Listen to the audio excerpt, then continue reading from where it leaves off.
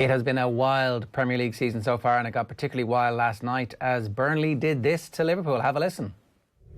Here is Ashley Barnes against Alisson, and he scores low down to the right-hand side.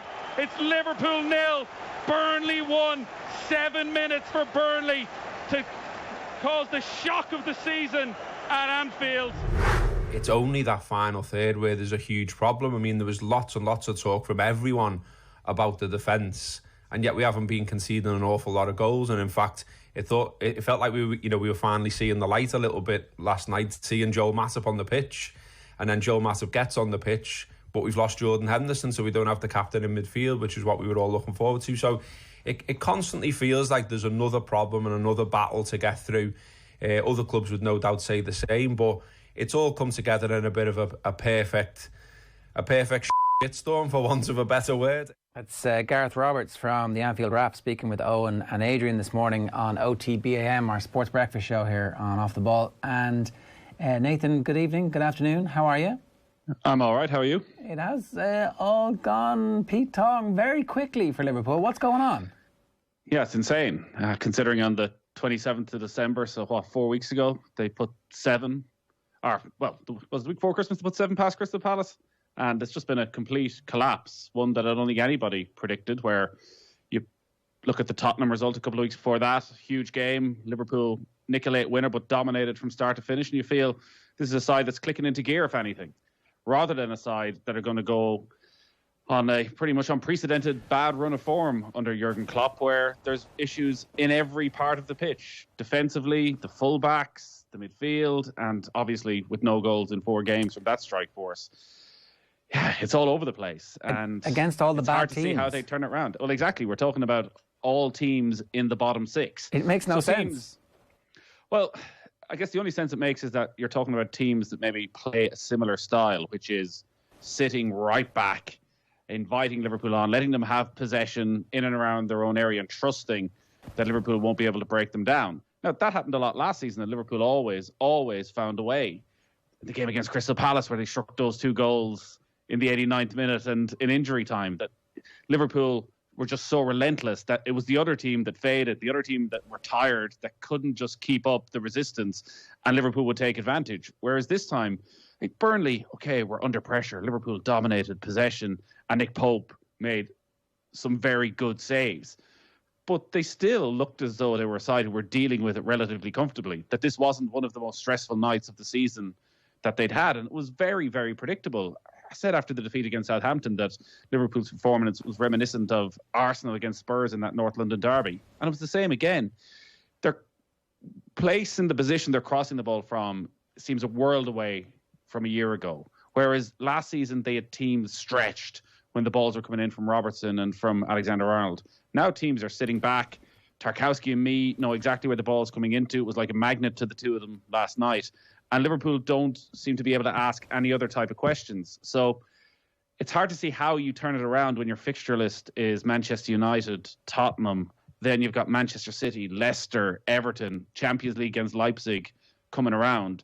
Though Liverpool's performances against the better teams have been better. So maybe they need that release of a team coming at them, though. Are United or Spurs going to come at them over the next week? I'm not so sure. Why would you? If you're Jose Mourinho, looking what everybody's done over the last while, you're like, I've been waiting for this, buddy. I've just been waiting for you to have bad form and to run into my team like a buzzsaw.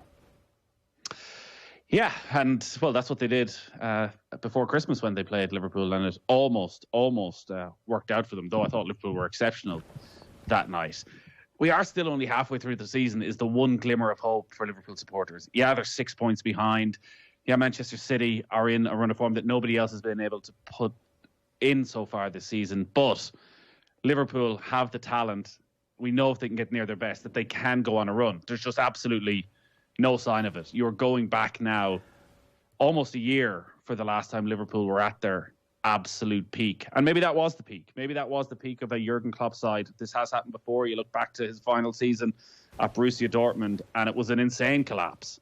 I know they'd lost Robert Lewandowski that summer, so it was a slightly different scenario where Liverpool have maintained everyone, but Liverpool have lost Virgil van Dijk, so maybe it is that talisman is gone. But I think they lost, 7 of their first 10 games in the Bundesliga that season? They lost almost half their games. So they finished 7th. And they finished 7th. But apparently their stats were pretty good for that year. Enda was talking about this and the expected goals that that Dortmund team had. And actually, they were hitting all their marks. In a way, this Liverpool team are actually also hitting many of their marks. They've been unfortunate. The bounce of the ball hasn't gone their way. They're behind. Teams have had more joy against them than they should have had, and they haven't had as much joy as they should have had against other teams up front. It's one of those kind of weird concatenation of events that happens in football, and you say, yeah, the form is bad. Like, the guy who's missing from 4 yards used to score that all the time, and now he's started to miss. And I don't know if they're going to be able to turn it around in time. Yeah, because if you're looking at the bare stats, Liverpool have still scored more goals than any other side in the Premier League this season, despite the fact they haven't scored in their last 4 games. And they won an awful lot of tight matches last season, like that Villa game, where it was very close and things went in their favour. It's not this season. But it's also just that little bit slower. It feels predictable in a negative way, whereas last year I felt Liverpool were very predictable in some ways because, like any great team, like any great player, it's the repetition and it's the execution of the repetition that makes them so dangerous. Whereas now, when it comes to Alexander-Arnold, he seems slow. He seems a little bit unsure of himself. Salah doesn't have the same movement in front of him. When he gives it to Salah, Alexander-Arnold doesn't continue his run. And Alexander-Arnold is probably the finest example of where it's gone wrong for Liverpool because he's just an absolute shadow of himself.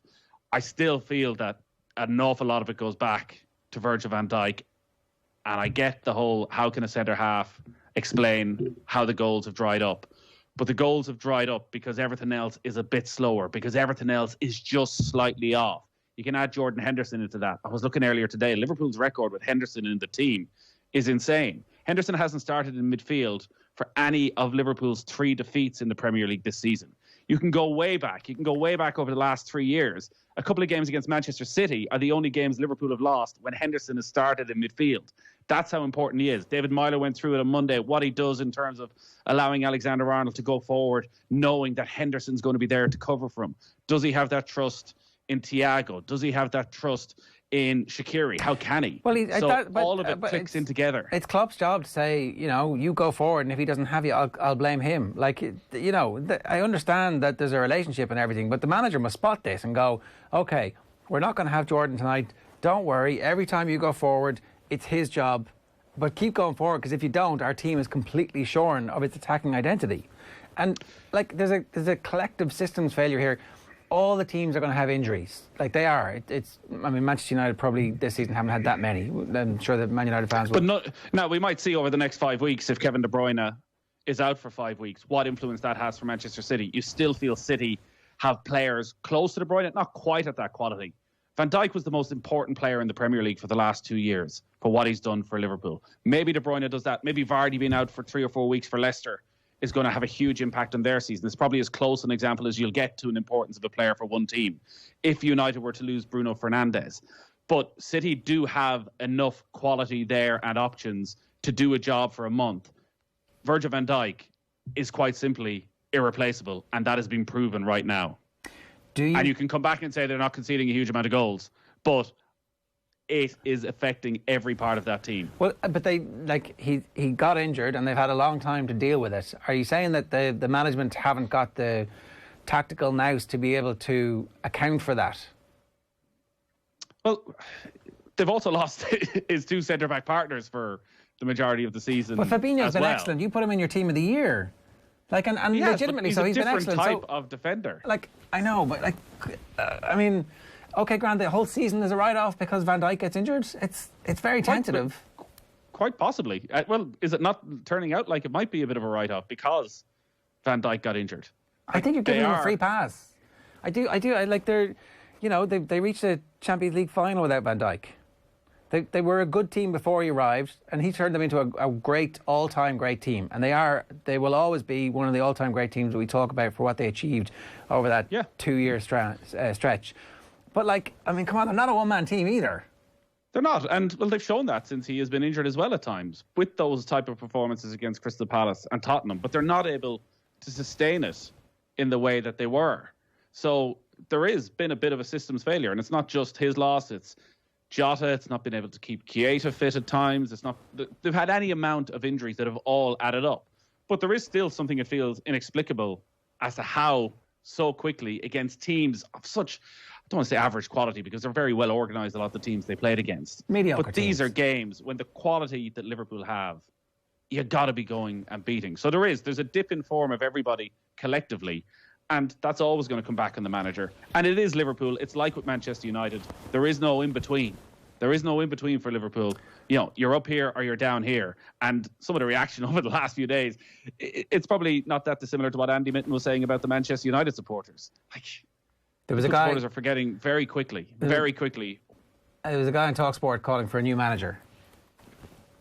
Like, it's madness. It is madness. I love It's it. absolute madness. I love the madness. It is a strain of madness, but I enthusiastically embrace the fact that there's people out there who ring radio stations and say, Jurgen Klopp, he's finished.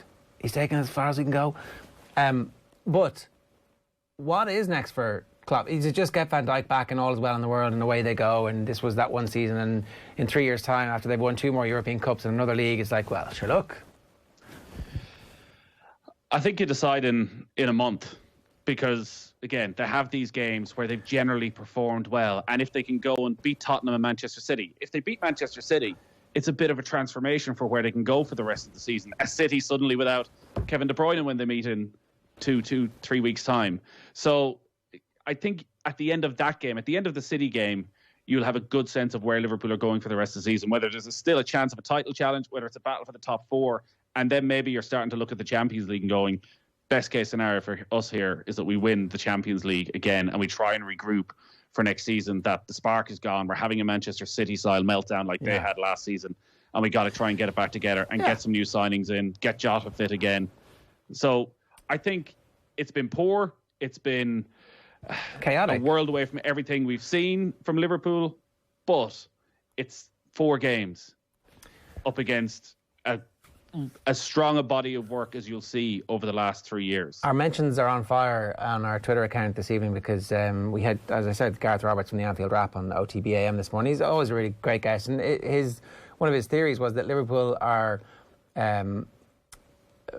disproportionately affected by the fact that there are no fans in the ground, that their style of play, particularly as an attacking team, they benefit more from having fans there, that the Kop has been a fertile power at sucking the ball in.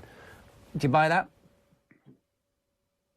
There has been a wildness, and there was a wildness to Anfield for the couple of years before fans stopped, which was a complete flip from Jurgen Klopp's first couple of years, where there was a nervousness and an anxiety that anything that could go wrong would go wrong, and quite often did go wrong in the closing stages of games.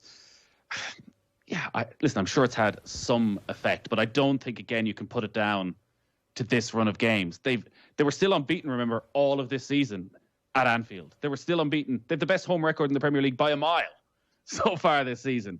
So I'm not sure you can put it all down to what's going on at Anfield. Yeah, there's a different atmosphere there from the Etihad, but I don't think there's a massively different atmosphere from a Manchester United of 2012, 2013. I know people criticise Old Trafford, but successful teams always generate a heck of an atmosphere. Imagine what it'd be like at Old Trafford now, with United top of the league compared to what we've seen the last 3 or 4 years. Or at the start of the league when they had their worst start since 1992. I mean, Exactly. It has been a wild, wild season. Cheers, Nathan. Thanks, Ger.